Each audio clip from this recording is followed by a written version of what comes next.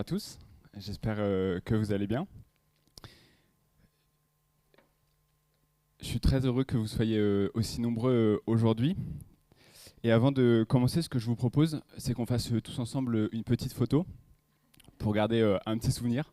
Si jamais vous voulez pas être sur la photo, bah, vous mettez vos deux mains sur votre tête et puis comme ça, ce sera nickel. Allez, tout le monde sourit. Trop bien. Vous êtes tous trop beaux. Ok. Donc nous aujourd'hui, on va parler de Vite. Avant ça, petit contexte rapide sur Vite. C'est un outil, c'est simple, il est présent partout. Prenons un framework que vous connaissez, tant que ce nom n'est pas Next, il y a Vite dedans. Utilisé par Angular, React, Vue, Next, Astro, TanStack, blablabla, bref, plein d'autres. La question qui est intéressante, c'est pourquoi Vite fait tant l'unanimité? Parce que c'est un bundler pas comme les autres. Alors, peut-être que bundler, ça ne parle pas forcément à tout le monde. Du coup, on va prendre le temps de l'expliquer là. Peut-être que certains d'entre vous ont entendu parler de Webpack, le bundler historique qui a dominé le paysage ces 10 dernières années et qui reste encore aujourd'hui très largement utilisé. Mais on le voit là, juste là, ça stagne. Alors même que le web, il a continué de progresser. Et ça s'explique parce qu'il n'est plus tout seul. Il y en a d'autres, Vite, RSPack, Snowpack, SWC, bref, d'autres. Mais on le voit, c'est Vite qui a pris le dessus. Pourquoi? Est-ce une hype? Est-ce une réalité? Que se passe-t-il? Eh bien, c'est ce qu'on va essayer de savoir aujourd'hui. Je m'appelle Esteban et je suis ingénieur logiciel chez Takima. J'ai une petite confidence à vous faire, je suis addict au front, j'ai découvert Vite il y a quelques années et j'ai eu envie de vous partager un condensé de tout ça. Et j'ai un autre truc à vous dire. Aujourd'hui, vous allez pouvoir prendre le contrôle complet du talk. Enfin, quand je dis complet, c'est pas tout non plus, c'est vraiment les trucs les plus importants. C'est-à-dire que vous allez pouvoir choisir le thème de cette conférence. Et pour ça, vous allez juste avoir à scanner le QR code. Donc on va y aller.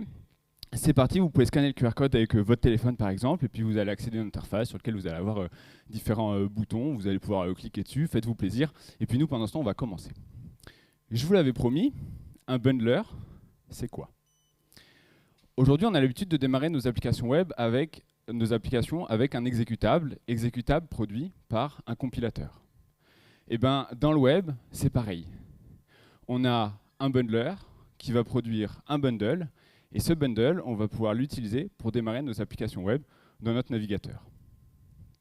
Du coup, on peut vraiment voir le bundler comme un compilateur, le bundle comme un exécutable, et finalement, le bundle, c'est l'exécutable du web. Ok, trop bien, je vois que vous vous êtes tous bien connectés. Et maintenant, en plus, on sait ce que c'est qu'un bundler. Mais nous, ce qui nous intéresse aujourd'hui, c'est de savoir ce qu'est Vite.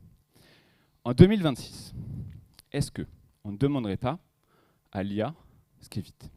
Allez, c'est parti, on lui demande, je suis nouveau dans le monde du développement web, qu'est-ce que Vite et comment ça fonctionne?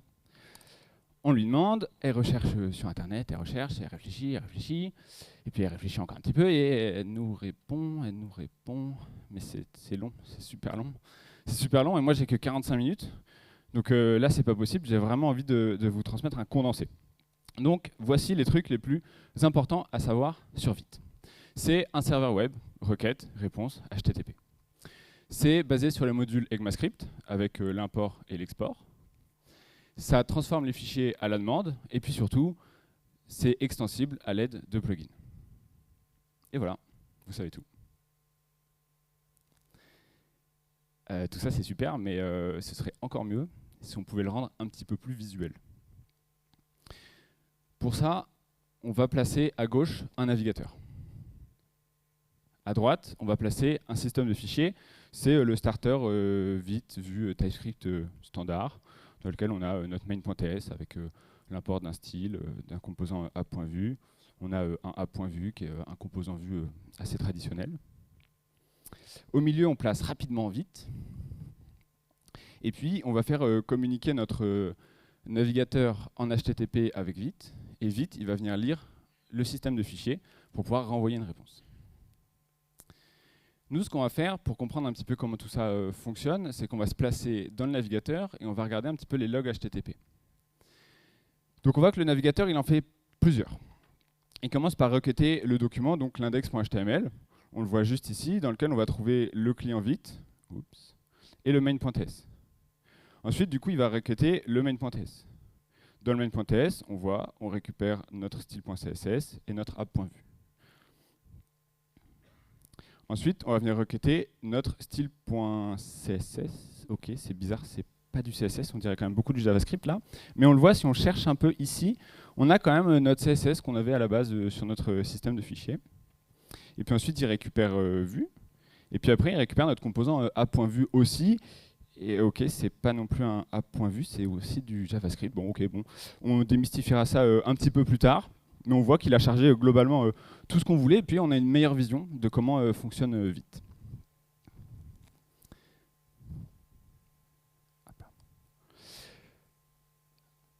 Maintenant, le truc, c'est que ça ne répond pas à notre question pourquoi Vite a pris le dessus. Et pourquoi Vite il a pris le dessus sur Webpack. Vite, il a pris le dessus sur Webpack parce qu'il utilise nativement le SM. Et donc, du coup, au démarrage, il n'a pas besoin de bundler toute notre application. Il a pris aussi le dessus parce que, justement, en développement, il a des performances qui sont bien meilleures de celles de Webpack. Instantanément, votre serveur Vite démarre et vous pouvez l'utiliser. Et puis ensuite, il a toute cette transformation à la demande, toute cette pipeline qu'on va voir par la suite, qui lui permet justement de prendre le dessus. Et puis, il a aussi une configuration beaucoup plus simple. Si vous avez déjà essayé de configurer Webpack, c'est pas très marrant. Et surtout, il est aligné avec l'écosystème puisqu'il est basé sur Rollup et que du coup, dans Vite, vous pouvez utiliser tous les plugins Rollup. Trop chouette. On a plein d'infos. Mais il y a quand même pas mal de mots un peu techniques. Et ce que je me dis, c'est qu'on pourrait les définir, comme ça on part tous sur des bonnes bases. Le premier, donc, c'est les modules ECMAScript. C'est en gros des fichiers JavaScript sur lesquels vous faites des imports et des exports. Mais on les appelle modules, pas fichiers. Donc vous avez par exemple votre main.ts, votre app.vue, votre style.css. Et non, style.css, ça ne marche pas. Mais main.ts, app.vue, c'est tout bon. L'identifiant du module, là, ça va être la string qui va identifier votre module. Donc quand vous faites un import from, c'est ce qu'il y a après le from. Ça, c'est l'identifiant de votre module. Donc on a par exemple ici vue, donc pour charger le package vue. Vous avez ensuite les hooks. Donc là, c'est toutes les fonctions hook dans le contexte de Vite, c'est toutes les fonctions qui vont permettre de s'immiscer dans différentes étapes de la pipeline de Vite. Et puis enfin, la dernière, c'est la notion de module virtuel. Donc là, c'est l'idée qu'on a un module, au sens module ECMAScript, qui n'existe pas sur le disque, mais qui est quand même récupéré par le navigateur. Ok, trop bien. Bah, je crois qu'on a tout ce qu'il faut. Et donc, on va pouvoir avancer un petit peu. J'ai un petit secret pour vous. Mais comme c'est un secret, il faut absolument que ça reste entre vous et moi. Dans Vite, toutes les fonctionnalités sont des plugins. Toutes. Et ça, c'est super parce que quand nous, du coup, on va vouloir construire un plugin, ça veut dire qu'on va pouvoir faire tout ce qu'on veut. Et d'ailleurs, justement, juste après, on va explorer l'un de ces plugins-là et vous pouvez déjà choisir lequel en votant juste ici.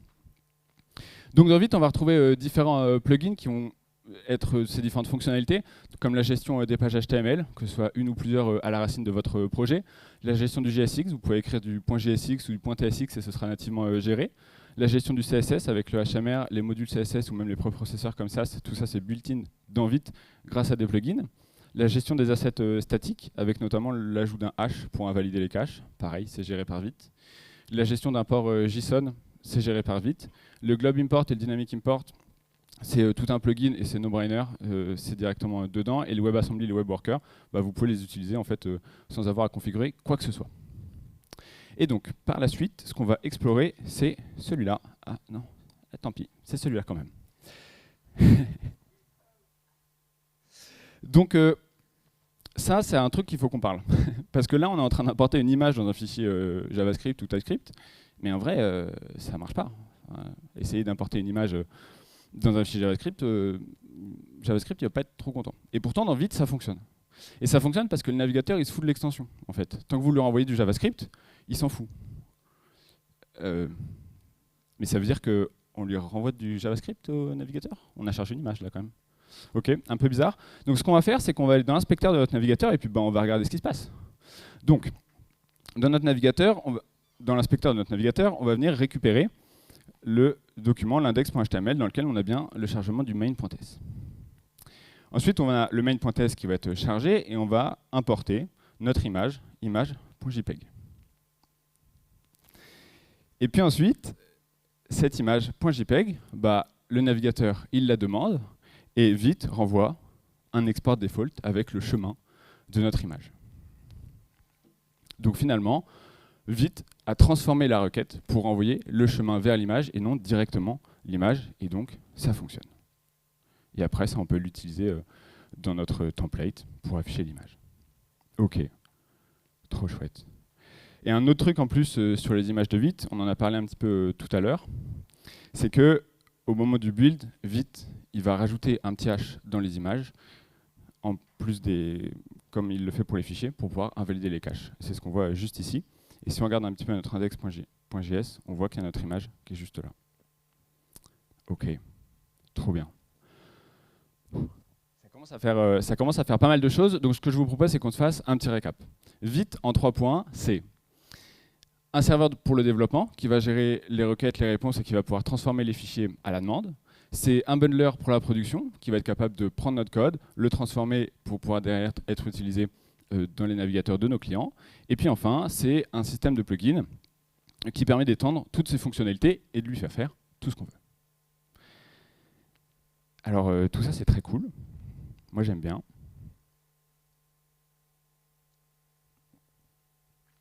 Mais ça veut dire quoi, lui faire tout ce qu'on veut? Le mieux pour le savoir, c'est qu'on construise notre premier plugin.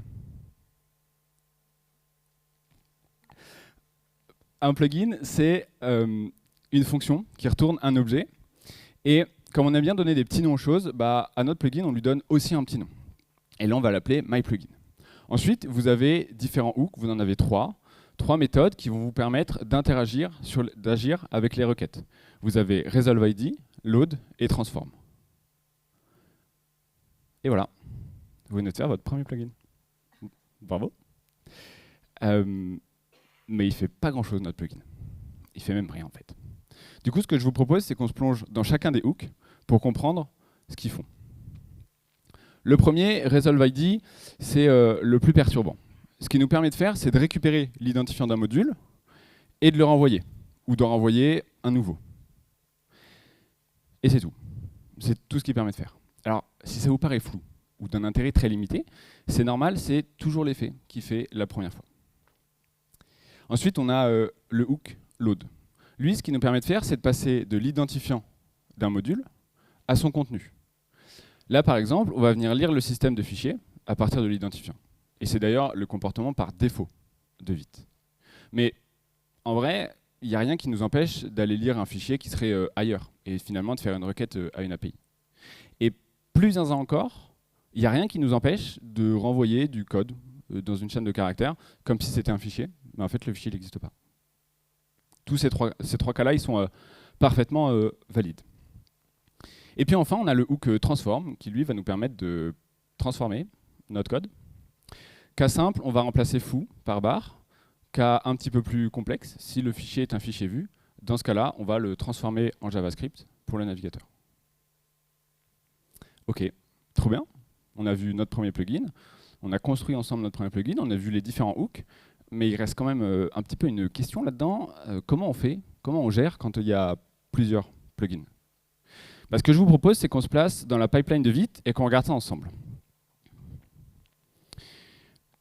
Vous avez la pipeline de Vite, dans laquelle on a 2 plugins, Vue plugin et Custom plugin. Vous avez les différents hooks, resolveID, load et transform. Et puis en haut, vous avez la requête qui arrive, et en bas, vous avez la réponse qui ressort. Le système, ce qu'il va faire, c'est qu'il va itérer pour chacun des plugins, pour chacun des hooks, il va itérer sur chacun des plugins. Et nous, ce qu'on va regarder, c'est l'input et l'output de chacun des plugins. Donc, on est une requête, et on dit qu'on est la requête pour app.vue. On est ici, et on rencontre resolveID. On rentre dans resolveID, et on rencontre Vue plugin. On a en input app.vue, et on décide que Vue plugin va, sur resolveID, renvoyer aussi app.vue. Du coup, le système, il skip complètement les autres plugins de resolveID. Et puis ensuite, on continue notre route, on rencontre load, on rentre dans load, on rencontre Vue plugin, et en input, on a l'ID de tout à l'heure, le app.vue. Et puis là, on va venir lire le système de fichiers et on va venir lire le fichier vue associé. Et là, pareil, le système il va skip complètement les autres plugins et donc custom plugin, mon pauvre, tu n'es encore pas appelé. Et puis ensuite, on continue d'avancer, on rencontre Transform, on rentre dans Transform et on a vue plugin qui est appelé, qui reçoit en entrée donc le code qu'on a chargé juste avant depuis le système de fichiers et qui va venir le transformer pour que ce soit lisible par le navigateur. Et là, en revanche, custom plugin se fait appeler avec en input l'output du plugin d'avant. Et là, il peut derrière aussi lui-même le modifier, changer des choses s'il a envie. Et puis derrière, ça part pour le navigateur. Ok, trop bien. Trop bien, on a compris beaucoup de choses. Ce qui serait hyper chouette aussi, parce que là, en fait, finalement, tout ça, c'est juste dans mes slides, mais c'est que vous aussi, vous puissiez voir un petit peu ce qui se passe dans vos pipelines vite. Que vous puissiez finalement voir quels plugins sont appelés, dans quel sens et quelles transformations ils font. Ben, ça tombe bien, on a un super plugin qui s'appelle Vite Plugin Inspect qui vous permet de faire ça. Si on cherche un petit module CSS, celui-là par exemple, on a ici toute la stack des plugins qui sont appelés. Et on voit ici qu'on passe de rien à charger le fichier depuis le système de fichiers. On le voit juste ici, donc là vous avez l'avant et là vous avez l'après. Et puis ensuite on a le plugin CSS qui va venir le transformer en JavaScript pour le navigateur. Et ça, on peut le faire aussi pour un petit fichier vue. Hop là. On va venir le charger depuis le disque, et puis ensuite on va venir le transformer pour que ce soit compréhensible par le navigateur. Ok, trop chouette. Et ça, vous pouvez l'installer dans tous vos projets Vite pour pouvoir un petit peu découvrir ce qui se passe, quelles sont les coulisses et quelles sont les modifications qui peuvent être faites. Trop bien. Mais là, notre plugin, il a surtout agi sur les requêtes. Il les a modifiées à la volée, il les a résolues, il les a chargées. Mais est-ce qu'on peut faire d'autres trucs avec un plugin Vite? Avec un plugin Vite, on peut se brancher dans tout le cycle de vie de Vite. Et donc ça veut dire qu'on a par exemple accès au hook config, qui va nous permettre de récupérer et de modifier la config. Ici, on va assigner src à root. Et puis ensuite, vous avez aussi le hook config resolved, qui lui vous permet de récupérer la configuration, de la stocker, ici, et derrière, vous pouvez la réutiliser ailleurs dans votre plugin. Vous avez aussi le hook build start et le hook build end, qui respectivement sont appelés au démarrage de Vite ou au moment où Vite se coupe, qui vont vous permettre, pour le premier, d'un petit peu préparer le terrain, scanner le directory par exemple, et pour le second, générer une sitemap, faire des side effects dans votre projet. Et ça, c'est très pratique. Mais bon, on a vu Vite, on a vu comment construire un plugin, on a vu les différents hooks, on a vu comment s'intégrer dans le cycle de vie. Moi là, j'ai un peu l'impression d'être devant mon Lego. J'ai toutes mes pièces, elles sont toutes bien rangées, mais on n'a pas filé la notice. Donc, je ne sais pas trop ce qu'on peut faire avec tout ça. Donc il serait peut-être temps de se construire des petits trucs un peu concrets, quoi. Ce que je vous propose, c'est qu'on se construise deux petits plugins ensemble. Le premier, ça va être Simple Transform Plugin, qui va nous permettre de faire une transformation assez simple à l'aide d'un plugin Vite.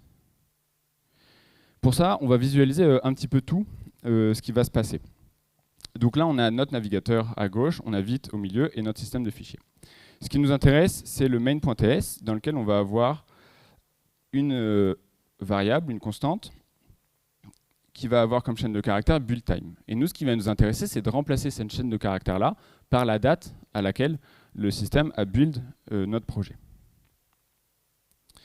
Pour ça, on va aller dans le navigateur et on va un petit peu regarder l'output de finalement ce qu'on attend. On a nos différentes requêtes avec notre index.html qui va venir récupérer le main.ts et puis enfin notre main.ts qui, on le voit sur notre système de fichiers, on a bien le build time, mais en revanche, dans le navigateur, on reçoit bien une nouvelle date.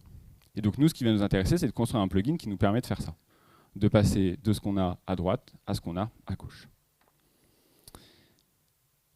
Ok, donc on fait un plugin. Un plugin, on l'a dit, c'est une fonction qui renvoie un objet avec un petit nom.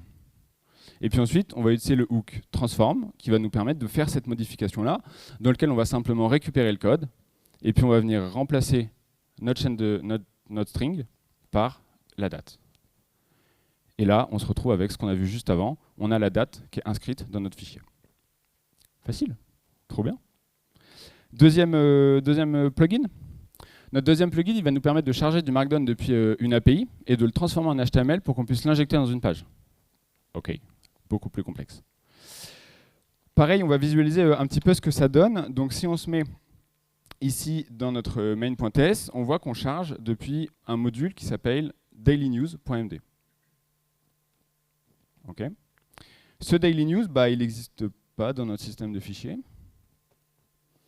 Donc un peu bizarre, mais si on regarde un petit peu dans les logs du navigateur, on a une requête sur daily news, qui est quand même là. Et si on regarde dans notre main.ts, on voit que notre daily news, il est bien présent, qu'ici la requête, elle est là, et que dedans, on a un JavaScript qui est valide, dans lequel on a de l'HTML qui est exporté, donc que derrière, on va pouvoir utiliser. Très bien. Nous, ce qu'on veut, c'est un plugin qui nous permet de faire ça. Donc pour ça, pareil, c'est une fonction qui retourne un objet, on lui donne un petit nom et on l'appelle external markdown. Et ensuite, on va utiliser des hooks. Et on va commencer par utiliser load. Load, ce qu'il va faire, c'est qu'au moment où il voit qu'il y en a un fichier qui finit par markdown, en fait, il va faire un appel et une API et il va récupérer le texte. Et puis il va le renvoyer. Donc tout à l'heure, on lisait le système de fichiers. Là, maintenant, on vient lire une API. Et puis ensuite, on va utiliser le hook transform qui va nous permettre, avec markdownit, de tout simplement rendre ce code-là en HTML. Et donc derrière, quand le navigateur vient charger notre dailynews.md, on se retrouve avec ce contenu-là, qui est celui qu'on a vu tout à l'heure dans la visualisation. Trop chouette. Ben voilà, on est des petits experts des plugins Vite maintenant. Ok, on va se faire un petit récap parce que depuis le début, quand même, on a vu beaucoup de choses. On a vu ce que c'était que Vite, on a vu un petit peu sa pipeline, on a vu comment construire un plugin, et on s'est même construit nos premiers plugins ensemble. Donc, les 3 points à retenir sur les plugins Vite, c'est que Vite, un plugin Vite, c'est finalement une fonction qui retourne un objet, et puis comme on aime bien lui donner un petit nom, on lui donne un petit nom. Qu'il y a 3 hooks principaux, resolve ID, load et transform, et en vrai, c'est transform qui est utilisé 90% du temps. Et aussi qu'on a des hooks qui nous permettent de se brancher dans le cycle de vie de Vite. Et concrètement, en termes de code, ça ressemble à ça. Notre fonction, son petit nom et nos différents hooks. Ok. Trop chouette. On apprend plein de trucs. Maintenant, depuis le début, à un moment donné, je vous ai parlé qu'on pouvait retourner du code de trucs qui n'existent pas, de modules qui n'existaient pas sur un système de fichiers.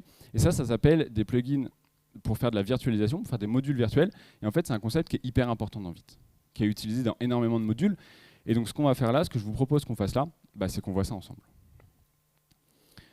Pour ça, on va commencer par un petit peu visualiser ce qu'on veut.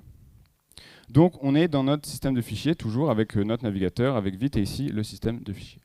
On a notre main.ts dans lequel on va charger un virtual de .myplugin. Ce qui est intéressant à remarquer, c'est qu'on n'a pas de fichier qui s'appelle virtual myplugin. Et que si on regarde le package.json, il n'y a pas non plus de dépendance qui s'appelle virtual myplugin. Donc c'est quand même un peu chelou. Et pourtant, ça marche. Donc si on se place dans le navigateur et qu'on regarde les requêtes, on voit qu'on a dans notre main.ts toujours notre import de virtual myplugin, mais on voit qu'il est préfixé par un @id/x00. Bon, on ne sait pas trop pourquoi, mais en tout cas, c'est là. Et puis ensuite, on a notre virtual myplugin sur lequel effectivement on n'a rien sur notre système de fichiers, mais qui pourtant nous renvoie bien une string avec un fichier JavaScript valide. Ok. Et ça, c'est hyper bizarre. C'est hyper bizarre. Ça voudrait dire que c'est un plugin Vite qui potentiellement permettrait de faire ça. Ce serait quand même un truc de fou, que Vite nous permette de faire ce genre de choses. Et c'est effectivement un plugin Vite. Et on va le créer ensemble, pour qu'on comprenne bien comment tout fonctionne. Donc c'est toujours cette fonction qui retourne un objet avec un petit nom. Et tout commence par le hook resolveID. Dans le hook resolveID, on va regarder si l'ID vaut l'ID qu'on recherche, à savoir virtual de .myplugin. Si c'est le cas, dans ce cas-là, on va renvoyer un nouveau module ID qu'on va préfixer simplement par anti/0. Et ça, c'est simplement une convention dans Vite et dans Rollup.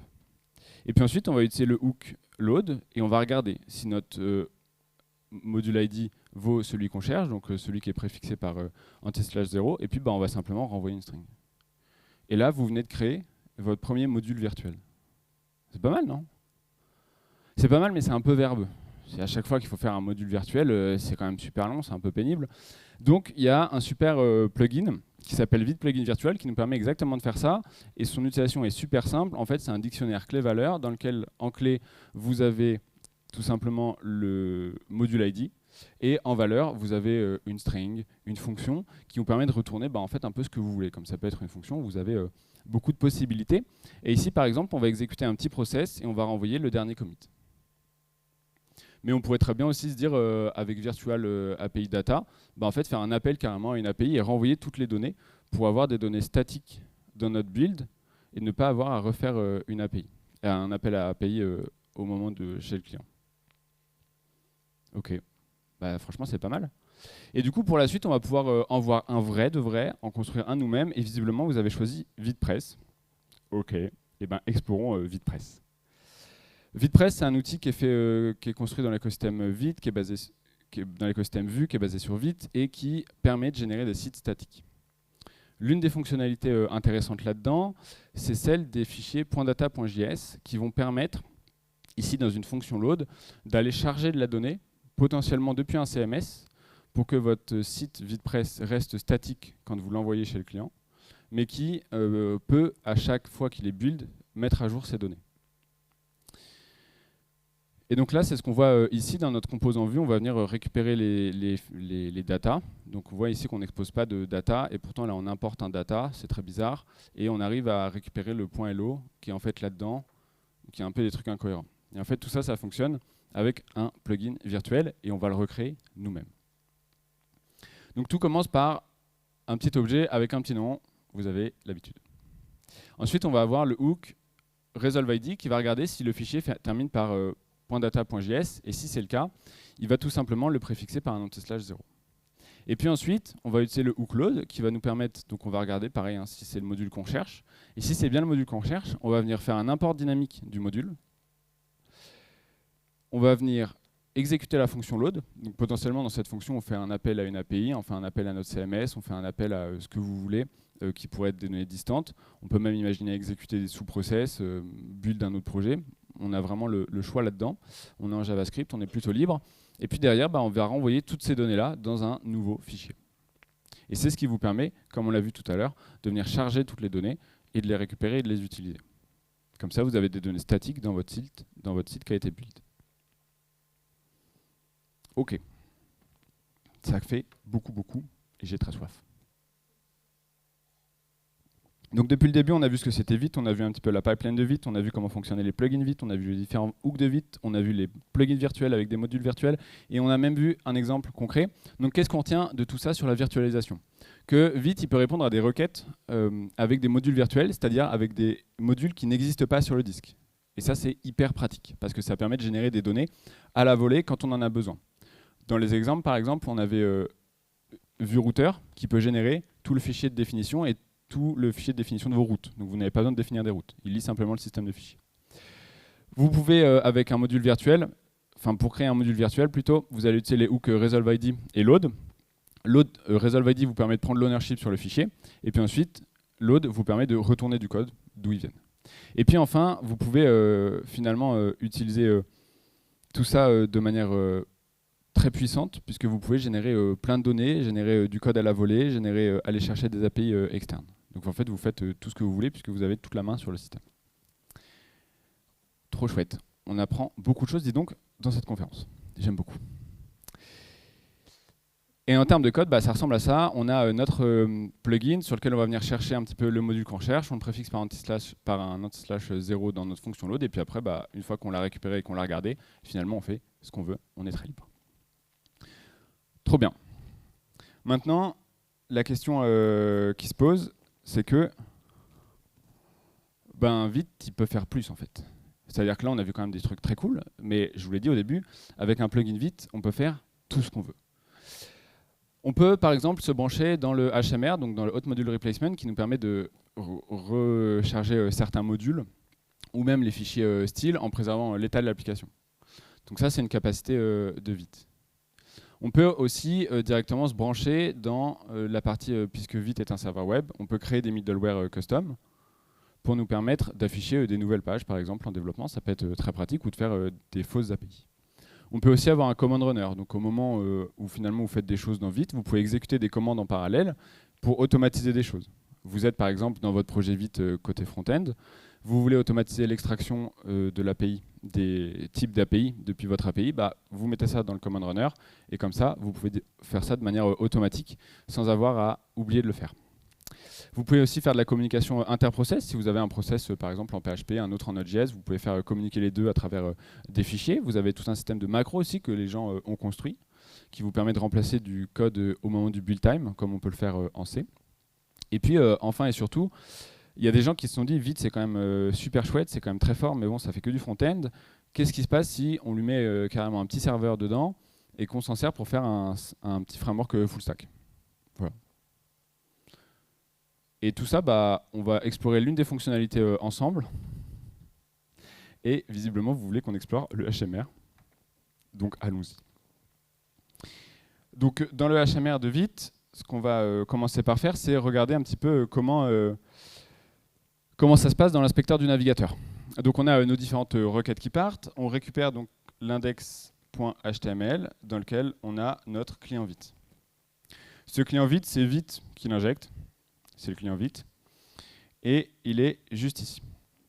Ce client Vite, ce qu'il va faire, c'est qu'il va derrière nous permettre, enfin plutôt il va permettre à l'application de créer une connexion WebSocket qu'on voit juste ici, entre Vite, le serveur web qui est sur votre machine, et la page qui est dans votre navigateur. Et puis les deux, ils vont pouvoir s'échanger des messages un petit peu dans les deux sens. Et notamment, on peut le voir ici, ils vont se faire un petit ping-pong ensemble, ils aiment bien jouer. Et puis, ils vont surtout pouvoir, on a le Vite, donc le serveur de développement, qui va pouvoir envoyer des messages au navigateur et qui va lui dire, bah attends, mon petit gars, il y a le /src/app.vue qui a changé.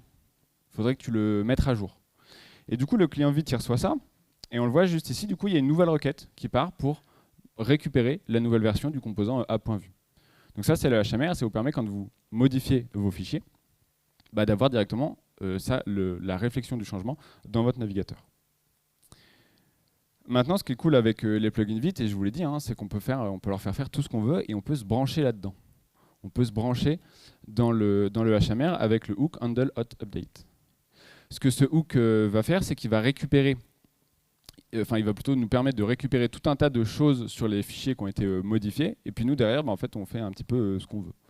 Là, par exemple, si on voit que le fichier qui a été modifié, c'est myExt, donc ça pourrait être un fichier .s par exemple, on peut récupérer ce fichier-là et puis on peut l'invalider dans le graphe. Et dans ce cas-là, c'est à ce moment-là qu'on a des requêtes, enfin des messages WebSocket qui repartent. Mais en fait, il n'y a rien qui nous interdit ici. Oups. Il n'y a rien qui nous interdit dans ce hook-là de dire, bah, OK, au moment où ce fichier-là est modifié, en fait, je fais tourner un sous-process, par exemple. Je peux automatiser des choses de cette manière-là, par exemple. Trop bien. Et donc depuis le début, ce qu'on a vu, c'est que quand on était dans le navigateur, on pouvait faire un import du style .css, on pouvait faire un import des modules virtuels, on avait même aussi la possibilité de voir un petit peu les fichiers qui étaient changés, de réagir au moment où il y a des requêtes HTTP qui arrivent. Et en fait, tout ça, depuis le début, c'est la même pipeline. Tout ça passe par la même chose, et tout ça passe par Vite avec son Resolve ID, son load et son transform. Ce qu'on a vu aussi, c'est qu'on avait des plugins qui étaient built-in dans Vite, ceux sur le CSS, le JSX, mais qu'on en avait d'autres qu'on pouvait construire nous-mêmes, qu'on avait aussi la possibilité de générer des modules à la volée, donc on en a vu un tout à l'heure pour VitePress, mais en fait on en a aussi pour les routes dans Vue Router, on en a pour les icônes, on en a pour récupérer des informations de build, si vous voulez récupérer votre dernier commit par exemple. Et puis enfin, vous avez la possibilité de jouer tout autour de cette pipeline avec le HMR, avec tout le cycle de vie de Vite, avec les différents hooks, carrément les middleware, et ainsi de suite. Et donc finalement, bah, qu'est-ce qu'on retient de tout ça? Qu'est-ce qu'on retient de ces 35 minutes un petit peu intenses? Bah, on retient que finalement, Vite, c'est une pipeline entre votre système de fichiers et votre navigateur, et que vous pouvez modifier les fichiers à la demande, les transformer comme vous le voulez. Ce qu'on retient aussi, c'est que vous pouvez créer des plugins qui vous permettent de créer des modules qui n'existent pas, et ça, c'est hyper fort pour tout un tas de choses. On l'a vu tout à l'heure pour récupérer des données depuis une API, par exemple. Et puis enfin, bah finalement, tout dans Vite peut être étendu par un plugin. Donc si vous ne trouvez pas votre bonheur dans Vite, faites un plugin et normalement, vous aurez votre bonheur. Et puis en termes de code, bon bah un plugin, c'est ça. On a la fonction qui retourne un objet, avec son petit nom. On a les trois hooks principaux pour transformer les fonctions, pour transformer les modules, resolve ID load et transform, et puis après on en a plein d'autres pour agir dans le cycle de vite. Donc le handle update date, on l'a vu, et le configure server, par exemple, celui-là nous permettrait de nous brancher dans le web server de Vite et de créer tout simplement des middleware. Avec tout ça, avec tout ça, vous avez tout ce qu'il vous faut pour créer vos propres plugins. Mais si vous voulez un petit peu plus loin, j'ai deux petits bonus pour vous. Le premier bonus, c'est que dans Vite, l'ordre d'enregistrement des plugins est hyper important puisque c'est dans cet ordre-là que Vite va les exécuter. Donc ici, Vite va exécuter vue plugin, puis custom plugin, puis another plugin. Vous avez dans vos plugins une propriété enforce qui vous permet de choisir à quel moment ils vont être exécutés. Et dans ce cas-là, ici par exemple, vous avez derrière en première exécution another plugin, parce que vous avez enforce qui est mis après, et puis ensuite vue plugin, et puis ensuite celui en post, donc custom plugin. Donc vous pouvez changer l'ordre comme ça d'exécution de vos plugins. Et puis, deuxième truc et astuce, quand vous exécutez, quand vous avez des hooks, en fait, ils vont être exécutés à chaque fois, et votre manière de filtrer quel module vous ne voulez pas récupérer, c'est à l'aide de ce petit conditionnel-là qui va regarder si ce n'est pas un fichier vue. Ça pose un problème parce que à chaque fois que vous exécutez, à chaque fois que votre plugin se fait exécuter, cette fonction-là est exécutée. Et en fait, maintenant avec Rolldone, vous avez un overhead du passage de Rust vers Node.js. Et donc, ce qu'ils ont fait, c'est que vous avez maintenant un petit filtre qui vous permet d'éviter justement, d'éviter à Rolldone d'exécuter votre fonction en JavaScript et donc d'éviter l'overhead. Ok, bah trop chouette. En 45 minutes, finalement, vous avez découvert tout ce qu'il vous faut pour comprendre ce qu'était Vite, comprendre ce qu'était la pipeline de Vite, comprendre comment tout ça fonctionnait, comprendre comment construire vos premiers plugins, avec quel hook, pour leur permettre de faire quoi. Et maintenant, vous avez toutes les clés pour les faire vous-même. Bravo.